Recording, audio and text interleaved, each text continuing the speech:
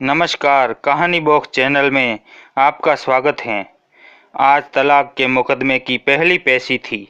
रंजना अकेली ही सुबह जल्दी आकर कोर्ट के बाहर बैठ गई।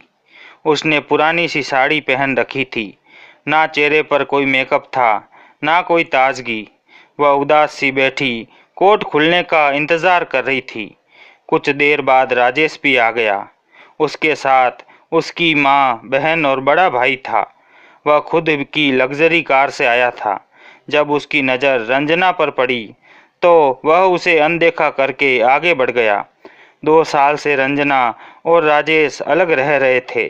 रंजना एक अनाथ लड़की थी। बचपन में ही उसके माता पिता चल बसे। मामा मामी ने उसे पाल पोस कर बड़ा किया था। पढ़ाई करते वक्त राजेश को उससे प्यार हो गया था। वह उससे शादी के लिए उसके पीछे ही पड़ गया था। राजेश खाते पीते घर का लड़का था, इसलिए रंजना के मामा ने उसका प्रस्ताव स्वीकार कर लिया था। फिर रंजना की राजेश से शादी हो गई थी। एक गरीब और अनाथ लड़की को पैसे वाला घर मिला था, प्यार करने वाला पति मिला था। ऐसे लग रहा था जैसे रंजना के भाग्य खुल गए हों।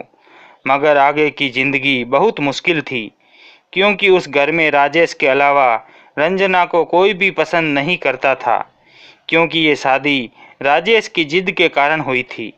राजेश ने घर छोड़ने की धमकी देकर घर वालों को मनाया था। राजेश का भाई, बहन और माँ पिता सब चाहते थे कि राजेश रंजना को छोड़ दे। फिर षड्यंत्र का दौर चला। राजेश कुछ समय ही नहीं पाया। रोज रंजना को बुरा और पागल साबित किया जाता था। 1 साल में ही घर में ऐसा वातावरण तैयार हो गया कि राजेश भी रंजना से नफरत करने लगा। जब तक पति का साथ मिला तब तक रंजना लड़ती रही, मगर पति भी घर वालों की बातों में आकर उसकी उपेक्षा करने लगा तो वह टूट गई और ससुराल को छोड़कर मामा के घर यानी पीहर आ गई। मगर उसकी किस्मत यहाँ भी दगा दे गई। कदम कदम पर उसका साथ देने वाला मामा की हार्ट अटैक का शिकार होकर भगवान को प्यारा हो गया। मामी तो पहले से उससे खार खाए बैठी थी। मामा के निधन के कुछ दिन बाद ही रंजना को घर से निकाल दिया। अब वह अनाथ ही नहीं, बेघर भी हो गई। जैसे तैसे करके उसने एक ब्यूटी पार्लर में काम मिला। वह 4,000 रुपये महीने में वहाँ काम करने लगी। 2,000 रुपये तो उसके मकान किराए में खर्च हो जाते थे। बचे हुए 2,000 रुपये से वह अपना घर खर्च चला रही थी। राजेश का घर छोड़े उसे 2 साल हो चुके थे। फिर उसे एक नोटिस मिला जिसमें राजेश ने उसे तलाक मांगा था। आज तलाक के केस की पहली सुनवाई थी। जब कोर्ट के हलकारे ने उसका नाम पुकारा तो वह अंदर चली गई। राजेश अपने भाई और माँ बहन के साथ पहले से ही वहाँ बैठा था। मुकदमा शुरू हुआ तो राजेश के वकील ने पहले तो दोनों की शादियों की झूठी सूटी दास्तां सुनाई। फिर बोला, जज साहब, मेरे मुवक्किल के साथ बहुत बड़ा धोखा हुआ है। मासूम सी लगने वाली रंजना देवी एक चरित्रहीन औरत है। ना जाने कितने मर्दों के साथ इसके संबंध हैं। रंजना देवी की सांसों ने सांस ने कई बार इसे गैर मर्दों के साथ पकड़ा था। ये बेहद ही गिरी हुई औरत है। इसने मेरे भोले भाले राजेश को प्यार के जाल में फंसाया, फिर उसकी ज़िंदगी तबाह कर दी। जज ने रंजना से पूछा, क्या आपका कोई वकील है? रंजना बोली, नहीं है जज साहब। जज ने कहा, अगर आप वकील अफोर्ड नहीं कर पा रही तो कोर्ट आपको वकील देने की व्यवस्था कर सकता है। रंजना बोली, वकील नहीं चाहिए जज साहब। जज बोले कि आप अपने ऊपर लगे आरोपों को स्वीकार करती हो। रंजना बोली, किसी एरे गेरे के आरोपों को मैं स्वीकार नहीं करती, चाहे वह वकील हो या कोई और। मगर मेरे पति एक बार ये कह दे कि जो भी उसके वकील मुझ पर आरोप लगा रहे हैं वह सब सही हैं, तो मैं सभी आरोपों को स्वीकार करती हूँ और तलाक के कागजातों पर अभी दस्तखत करके उन्हें अपनी ज़िंदगी से रिहा करती हूँ।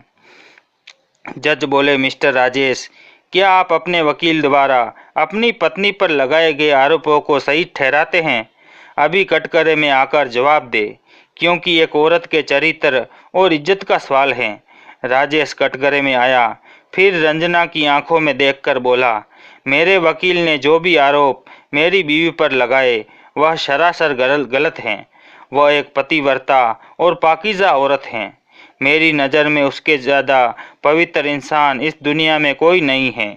इतना सुनते ही कोर्ट में कानाफूसी शुरू हो गई। राजेश का वकील और माँ राजेश की तरफ उबल की आंखों से देखने लगे।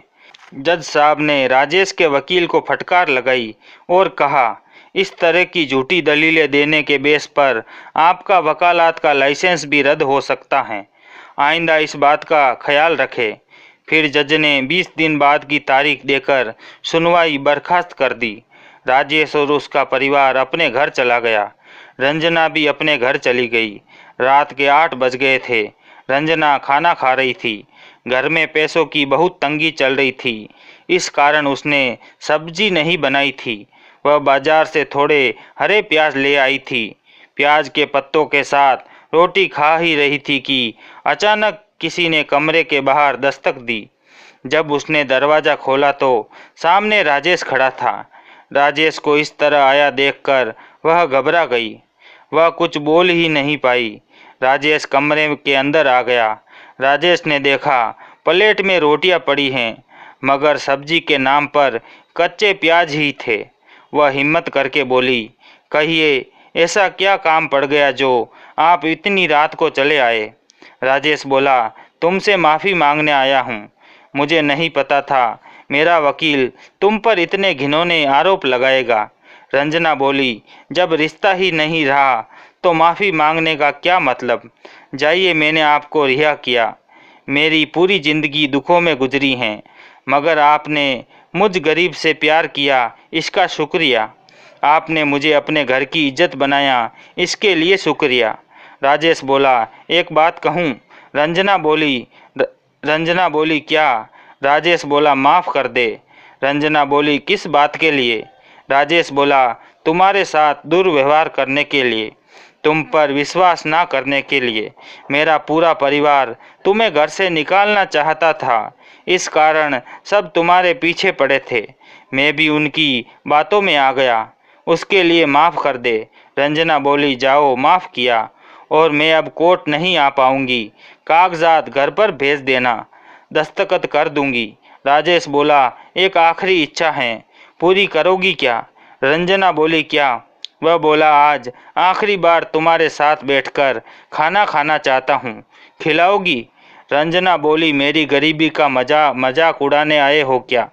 राजेश बोला, नहीं, आज कुछ पल तुम्हारे साथ जीना चाहता हूँ। तुम मेरा पहला और आखिरी प्यार हो।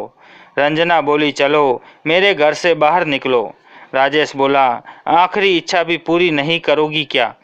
वह बोली, जो इंसान सही और गलत में अंतर नहीं कर पाता, मैं उसके साथ एक पल भी नहीं बिताना चाहती।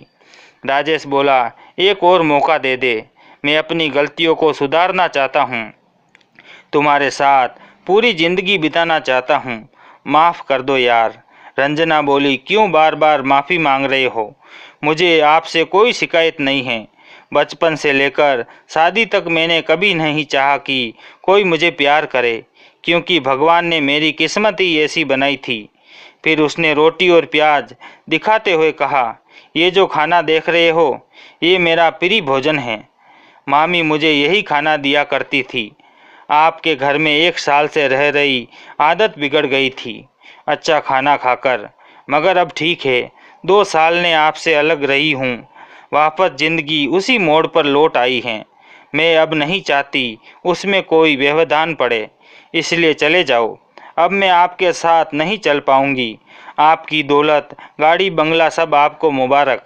तलाक के बाद भी मुझे ना तो गुजारा भत्ता चाहिए, ना किसी और तरह की संपत्ति। वह बोला, इतना कठोर मत बनो यार, मैं अब कहीं नहीं जाने वाला, यहीं रहूँगा। चाहे तो धक्के मारकर यहाँ से बाहर निकाल दो।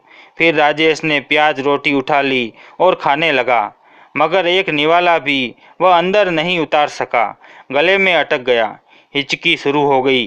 रंजना को हंसी आ गई। वह पानी का गिलास उसे देते हुए बोली, ये गरीबों का भोजन है राजेश बाबू, आप अमीरों की लार ग्रंथियाँ इसे स्वीकार नहीं करेगी। लीजिए, पानी पी लीजिए। उसे हंसते देखकर वह उसके चेहरे की तरफ देखने लगा। इसी प्यारी सी मुस्कान पर तो वह फिदा था। वह पानी पीते हुए भी उसकी तरफ देख रहा था। रंजना उससे नज़रें नहीं मिला सकी, इस कारण उसने नज़रें झुका ली। राजेश ने उसका हाथ पकड़ लिया और बोला, ए रंजना, एक मौका और दे दे यार, मैं तुम्हारे बिना नहीं रह पाऊँगा। रंजना ने बिना हाथ छुड़ाए कहा, 2 साल हो गए, मेरे बिना ही तो रह रहे हो। वह बोला, रह रहा हूँ, दिन काट रहा हूँ। दिन रात तू याद आती है। घर में रहते वक्त नज़र दरवाजे पर टिका देता था, फिर सोचता था काश तू लौट आए। लौट चल रंजना, हम अलग रहेंगे, मुझे तेरे साथ जीना है। रंजना बोली, मेरा हाथ छोड़ो। वह बोला, नहीं। रंजना प्यार से बोली, एक बार छोड़ो तो। राजेश ने छोड़ दिया। फिर रंजना उसके थोड़ा नज़दीक हुई, फिर झपट कर उसके सीने से लग गई और ज़ोर ज़ोर से रोने लगी। राजेश ने उसे कसकर सीने से लगा लिया और खुद भी उसके साथ रोने लगा। इस स्टोरी को लेकर आपकी क्या राय है, नीचे कमेंट करके हमें ज़रूर बताएं। धन्यवाद।